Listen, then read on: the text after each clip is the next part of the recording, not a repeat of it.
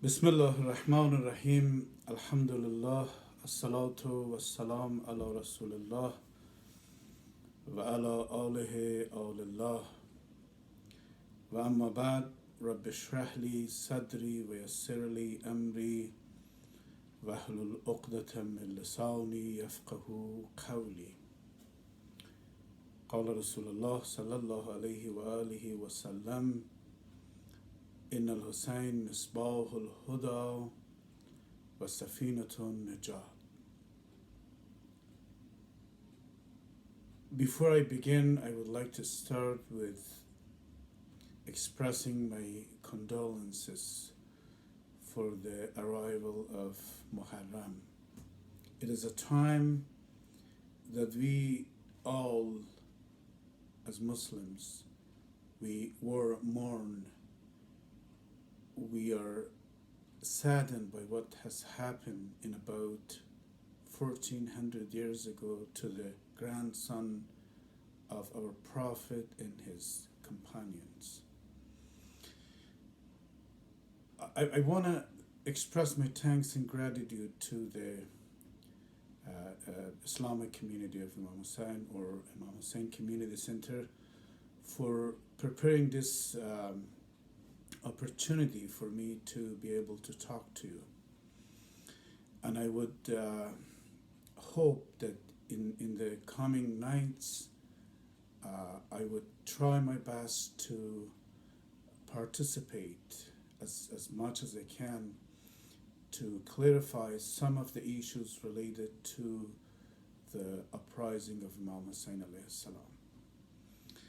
One of the very important issue that you may have already thought about is to clarify how we as Muslims living in 21st century in modern countries like Canada relate ourselves to something has happened in a very ancient time in almost 1400 years ago. How possibly we can relate ourselves to that issue, and also what can we do as Muslims to participate in the process of accomplishment of Imam Hussein's achievement, Imam Hussein's goals and ideas. What can we do, and how possibly we can relate ourselves to the issue of Ashoura and the uprising of Imam Hussain. This question has been responded with many different answers, as you may have already noticed. One of the very popular response among Muslims and among Shias is to say that in Ashoura our main objective and our main goal and our main responsibility is to mourn, to be very sad, to express our sadness, and to mourn for the death of the grandson of the Prophet and his companions. This idea says that with mourning, we participate actually spiritually in the process of becoming one of the companions of Imam Hussain alayhi salam. Mourning, according to these ideas and to these people, it is to actually not only reinvent the whole event, but also to spiritually be engaged with the whole events of what has happened in the desert of Ashoura. So there are hadiths, and the hadiths mostly say that with mourning we actually gained access to Jannah. With showing the mourning not only through our sort of process of mourning, but also expressing this sadness, this mourning in our action, in our daily life, we become one of the Imam Hussein's companions. So, as we go back to the history, you may have noticed already that we have mourned for as long as we could remember, for as long as the history of Ashura's event and celebration of Prophet's grandson could remember among Muslims and among Shias. What was the result of all these mournings? What could have we achieved from the mournings that we participated, from the mourning that we presented, from the way that we expressed our sadness and unhappiness throughout of history? If Imam Hussein's uprising only give us the opportunity of mourning, and if mourning is the only way of getting involved and engaged with Imam Hussein's uprising, then what we have gained from all mournings that we have done throughout history? This is a very sensitive topics that most of our clergies, most of our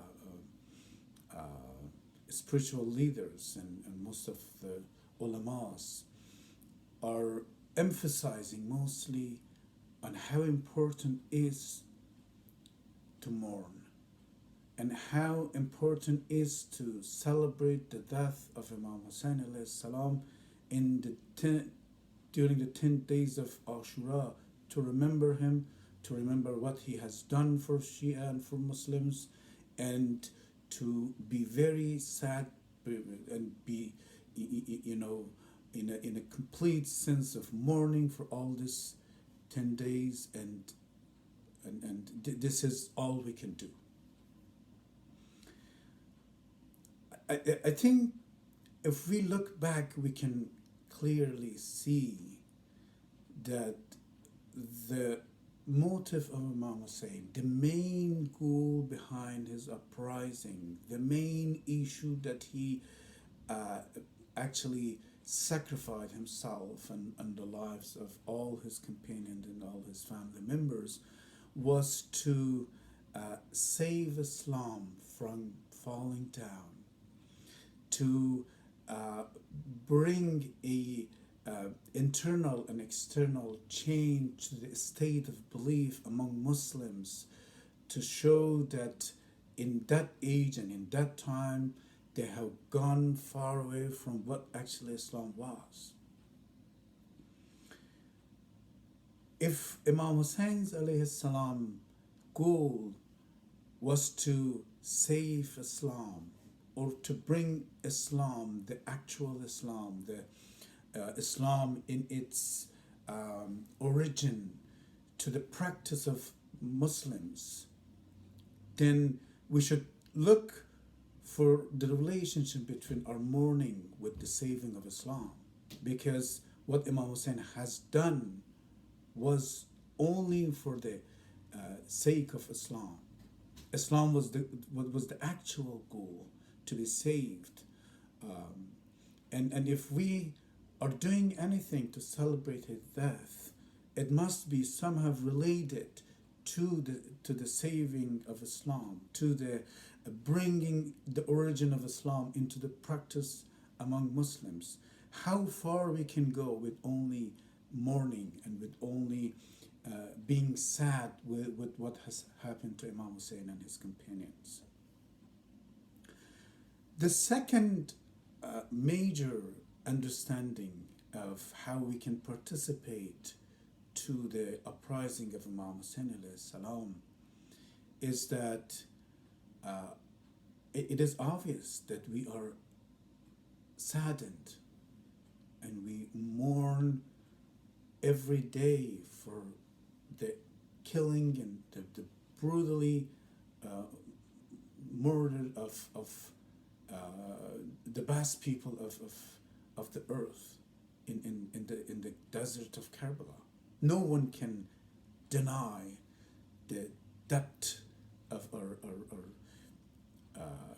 mourning, the depth of the sadness of this issue at all. But this is not all we can do. This is not all we are responsible to do.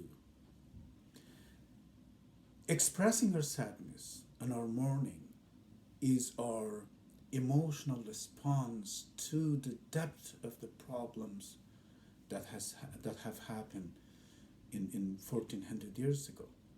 But what about the practical? What about the social, political, and what about the intellectual engagement that we can participate, and we are to, and we have to participate and take our responsibility for the sacrifice, the great sacrifice that Imam Hussain alayhi salam has done for us and for the saving of Islam.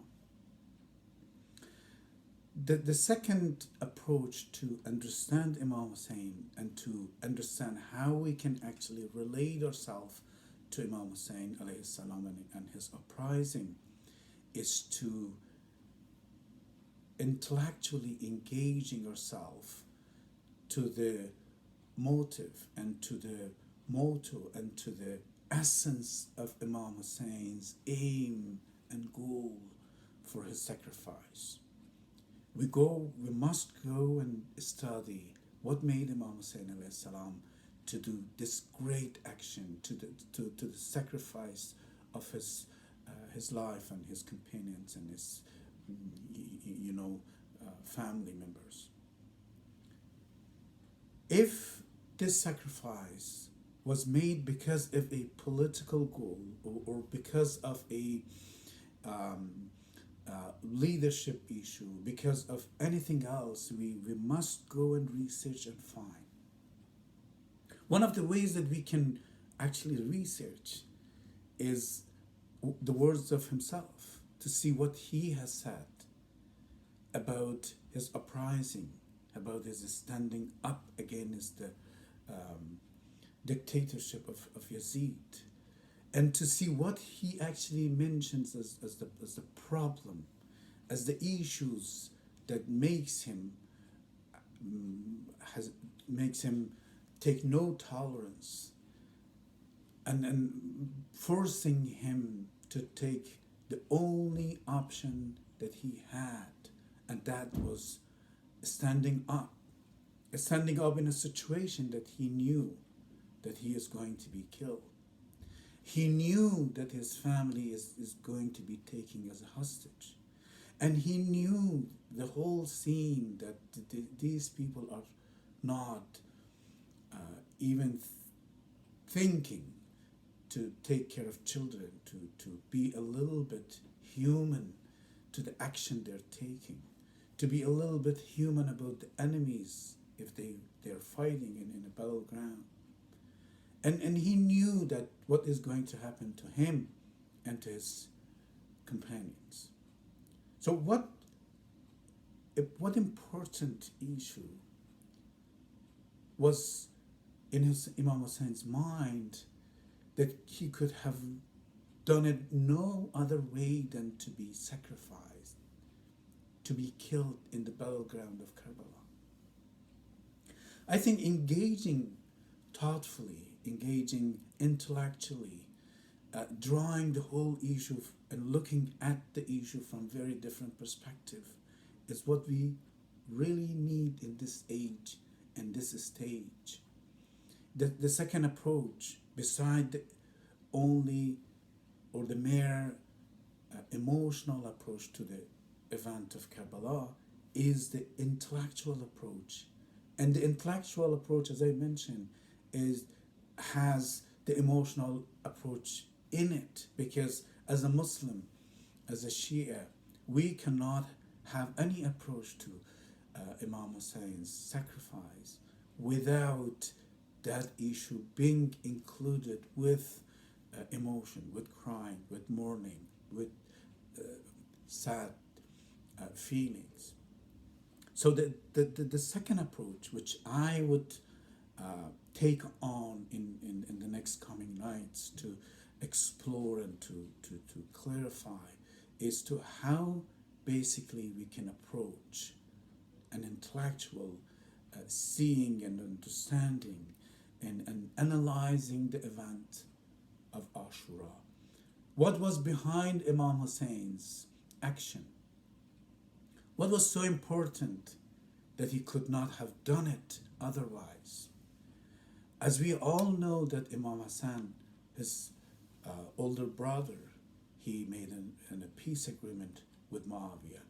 Could Imam Hussain have done the same to make a peace negotiation, to have done his goal without being any bloodshed on the ground of Karbala? Could have he chose any other ways of dealing with the problem without being sacrificed? If not, what was so important than himself? For example, if you want to buy a car, you always ask this question: what this car worth? How much money should I pay for this? When it comes to our life, we say there's nothing more important, nothing in this world more important than our lives. We are ordered by the Holy Quran that our life is more important than anything. We cannot just give it away for nothing. Our life is the most important thing, the most important gift that is given by Allah subhanahu wa ta'ala. And what was more important than that his own life for Imam Hussain alayhi salam, that he sacrificed his life for that matter?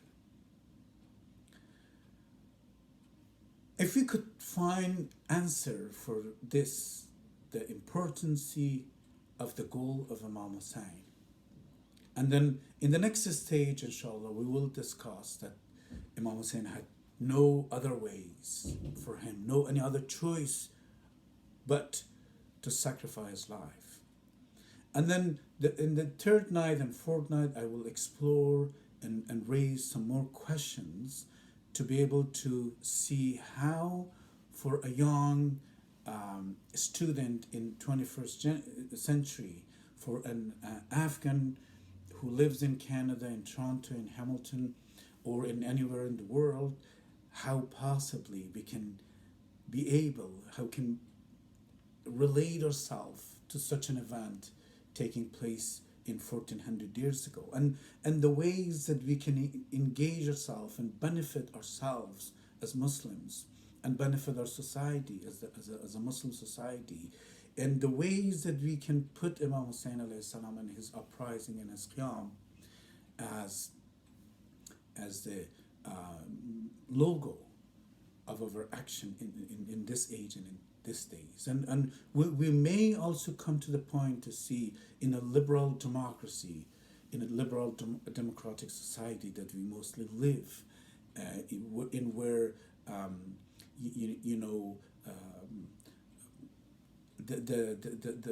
the ways of the understanding and the ways of engaging in the society, we allow different ideas and different thoughts to be living together. The area of our engagement with other thoughts and other ideas are fully established in this kind of society. And how could we understand the issue of killing and being killed and uprising in the plural societies like Canada and other Western societies? So we basically need a definitely different kind of approach to understand why Imam Hussein's uprising is important, and how can we possibly take this event, this very traditional event, from its historical origin and bring it into our Western society and understand it as a thoughtful and meaningful and guiding for our daily lives and for our practical participation as Muslims. So I hope, inshallah, God will give me the opportunity and the strength to raise those questions and try with your help to find some responses and some answers to those questions. May Allah accept our mourning and our thoughtful participation in these nights. وآخر دعوانا أن الحمد لله رب العالمين والسلام عليكم ورحمة الله وبركاته.